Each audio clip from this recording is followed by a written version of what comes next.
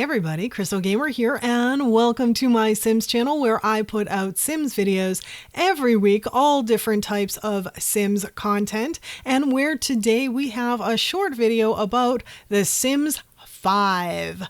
If any of you have missed the announcement, it came out last Friday, so I'm actually a few days late, but I wanted to address it. And last Friday, that is January 31st, 2020, for anyone who is watching this years down the road.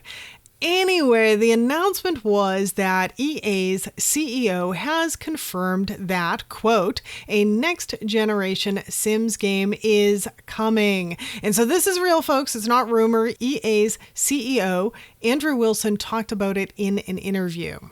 And for me, I just had to address this. Why? Not so much because of an announcement for The Sims 5. We all knew that they were going to come out with a Sims 5 eventually, and there were calls for concept artists a little over a year ago for a new Sims title from Maxis and all of that stuff. So I'm not surprised to hear that a next version is in development. But it's the second half of the announcement that's significant, to me at least. And that's that the game might have both a single and multiplayer option. So let the speculation begin, right? Because we all know that the online community, the Sims community in particular, speculates like mad. So this should be fun. But let's go with what we know first before we get into speculation. So this article, this news, came from the online Sims community website. In it, it said that in the third quarter of the fiscal year 2020 earnings call, Andrew Wilson, that's the CEO of EA, was asked a question if Maxis has any plans of relaunching an online version of The Sims, like The Sims Online that was present from 2002 to 2008. Now, I don't know about you guys, but I never played The Sims Online. If you did, write us in the comments. Let us know what you thought about it. Was it good? Was it great? Was it terrible? Did you love it? Did you hate it? What did you think? But so going back to Wilson, in his answer, he talked about a few different things. And one thing he hit on a couple of times was our motivations for playing games. And I thought this was kind of interesting. He listed 6 different motivations: inspiration, escape, social interaction, creation, self-improvement, and competition. So this is one of those times where I wish I was a much, much bigger YouTuber with tens of thousands of subscribers, because the obvious question to me is, what do you, the players, play for? And so please feel free to write. I know I'm small, but I'm still very interested. Please feel free to write in the comments as well. What is your motivation? Is it more than one of the items listed? Is it something not listed? I can tell you that for me, it's absolutely creation by a large margin, probably 96%. And I mean, I enjoy that we can share things on the gallery, that we have this amazing CC and mod creating community and great people on the platforms across the board, whether it be Twitter or YouTube, Twitch, Tumblr, Facebook, wherever. But I have zero interest in playing socially online with other Simmers in the same world. Now, I realize not everyone will feel the same way. Maybe you love the idea, but I'm also over here trying to figure out how in the world this would work. And that's the really big question. Implementation on this is going to make all the difference in the world. So anyway, let's read on and see if Wilson gives us any clues as to how this might be implemented. So after he mentions those 6 traits, he talks about how at EA they've been focused on all of those traits except social interaction and competition. Then he goes on to talk about social platforms and how we all connect with each other to share what we do in relation to the game. And I think that harkens back to what I was just talking about a second ago with all of our online interactions on Twitter and Tumblr and all of these different things in general in the Sims community. Then he mentions the competitive nature of The Sims Rising and seeing people compare and contrast. After that, he goes on to say he's not talking about competition in an original sports sense, but how they create and what they create and how they use their imaginations and what they're able to build inside the Sims universes. So that's a pretty interesting statement there. He seems to be talking about builds or maybe interior designs. So maybe they're thinking about developing some way for us to compete as builders, and that has some appeal. Especially, I'm a builder myself, so that has some appeal. It could be fun for sure. Even something I could potentially get excited about. That said, I can also see cons with this type of thing as well. I have a little bit of a hesitation. My big fear would be that things within the community would become too competitive. I think that there's kind of a fine line when it comes to The Sims in particular, where we could end up losing some of the fun. You know, you want to create because you're inspired, at least to me. I don't want us to lose that element of it. So that's just a little concern. But I think the same would go for CAS too. The CAS engine in The Sims 4, in my opinion anyway, is pretty spectacular.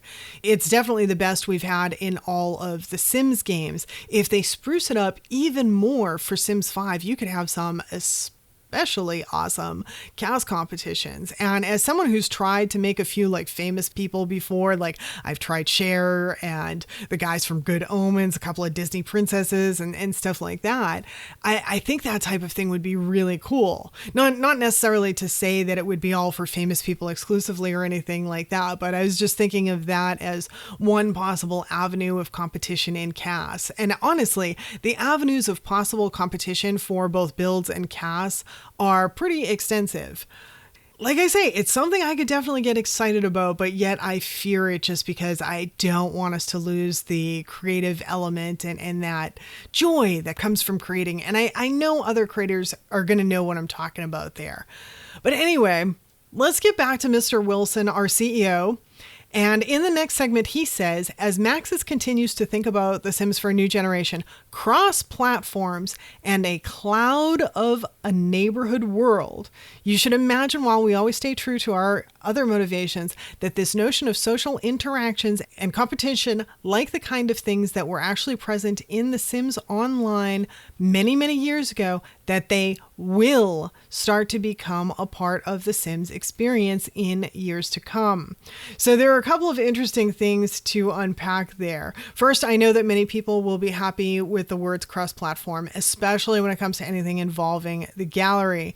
Then there's that whole cloud of a neighborhood world phrase that's really interesting. How is that going to work? Are we going to have one big online neighborhood for everybody where you can join in with a sim and leave when you like? Are there going to be neighborhood groups where you get together with a bunch of friends to play? I mean, there are a lot of ways that this type of thing could be done, and so many questions because of that. Like, whatever this world is, does it just keep going when you're not playing? If your sim remains in this online world, do they age while they're there even though you're not playing?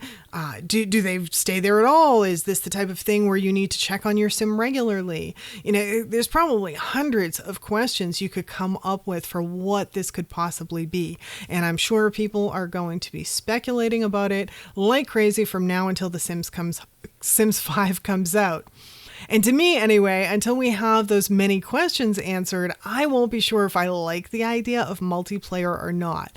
One thing that I can say is, as long as we have a single player version, I think I'm okay with it, as long as multiplayer is not my only option. If it is, that will probably be the end of The Sims for me, or I'll just stick with Sims 4.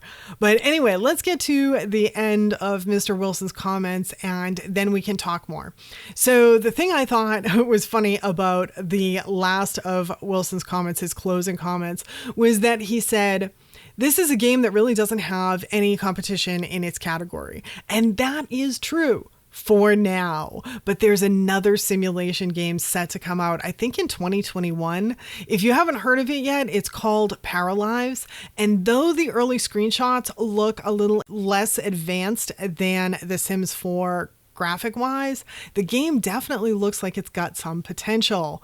So to me, that's a good thing. After seeing what EA released for Sims 4 when they first released the game, let's just say that I don't think a little competition to motivate them to do better would be a bad thing. But let's get back to the multiplayer topic.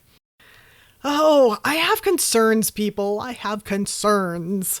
If I'm being honest, downright honest, the idea scares the bejesus out of me, okay? Totally scares me. I am a single player gal for all my games. I hate it, absolutely hate it when they move games online. That's why I say, like, they need to have a single player option for me. But maybe, even worse, was the first thing that came to my mind when I heard online multiplayer, and that was that I hope that these features from previous Sims Online version that Wilson is talking about don't include the quote-unquote feature of having to pay $9 or $10 a month for access, as was the case with Sims Online. That said, I did a little calculation, and to those of you who buy all the Sims pack, you may want to brace yourself for this, but I added up the cost of all the Sims 4 packs. And a couple of disclaimers before I give you this number. I used the prices I've seen most commonly listed for each pack type when they first came out, which I think was 40 for the big ones, 20 for the next ones, and 10 for the stuff packs, I think is what it was. So now you may have gotten your packs for more or less, depending when and where you bought them, if you got them on sale, if you didn't, all of that stuff. And also this is based on US dollars. So are you sitting down, you pack buying people? If you have bought all the Sims 4 packs, you have spent roughly $640 for the game over the life of the game so far. That is a lot of freaking money for a video game, at least in my opinion. You may not feel that way, I do. But here's the interesting thing. I went on to do a few more simple calculations. If you were to pay about $10 a month for an online version of game, that would be about 5 years of online service. So it's kind of close to equivalent. And maybe that's not so bad for some people. But I know a lot of people who either don't buy all the packs or a lot of people who can't afford a monthly subscription. And I can tell you from a personal standpoint that a monthly subscription would probably be another thing that would mean the end of The Sims for me. I just stick with Sims 4 or I don't know. It's not a matter of not being able to come up with $10 a month either. It's simply that I just have no interest in paying a monthly subscription for a game. So yeah, guys, I don't know what to think about this Sims Online multiplayer thing. I'm a little frightened, but I don't want to prejudge. I want to see what they do with it. For all I know, maybe it'll be fantastic and I'll love it way more than I think that I'm going to. Fingers crossed. And all of you, please do let me know in the comments what you think. And if you're not yet subscribed and you are a Sims fan, please do hit that subscribe button before you head out. Thank you all for watching today. I hope to see you all back again next time. Bye now.